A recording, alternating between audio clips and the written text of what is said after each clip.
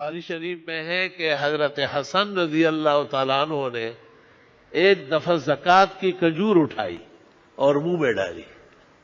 آپ نے فرمایا کہ ہو سکتا ہے یہ زکوٰۃ کی ہو. دیکھیں یقین بھی نہیں تھا, اور حضرت حسن کے منہ میں انگلیاں دی اور باہر نکالا. فرمایا ہم سادات لوگ زکوٰۃ نہیں کھاتے. بعض قوموں نے سادات کو فتوی دیے کہ لے سکتے ہو.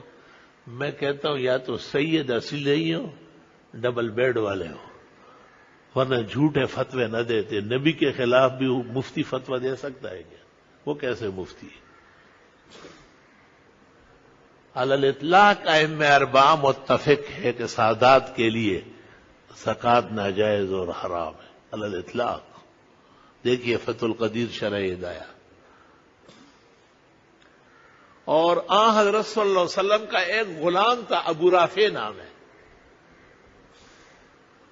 اس کو حضرت عباس نے کہا کہ حضرت زکوٰۃ کمیٹیاں بنا رہا ہے لوگوں سے زکوٰۃ وصول کرنے کے لیے, اور پھر ان میں سے ان کو بھی دیں گے, تو آپ کی شادی ہونے والی ہے, حضرت سے کہو کہ آپ کو بھی لگائے.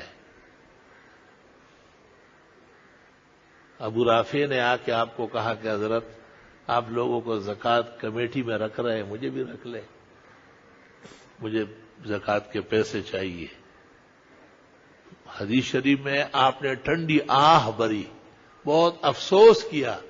فرمایا یہ کیسے ہوگا ابو رافع, انت مولانا, آپ ہمارے غلام رہے ہیں, اب نہیں ہے لیکن کبھی تو تھے.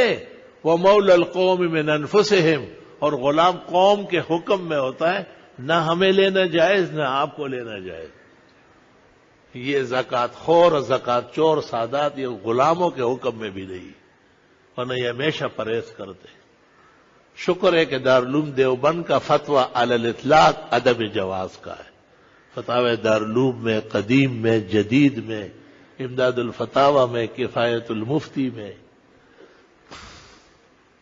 جامعہ کی طرف سے اس پر ایک محقق مقالہ لکھا گیا ہے, احسن القربات فی عدم جواز الزکوٰۃ الی السادات. امت مسلمہ کے تمام اقوال جمع ہے, اور راجح قول یہی ہے کہ کسی صورت جائز نہیں. ہاں یہ کہہ سکتے ہیں کہ یہ سادات نہیں ہے.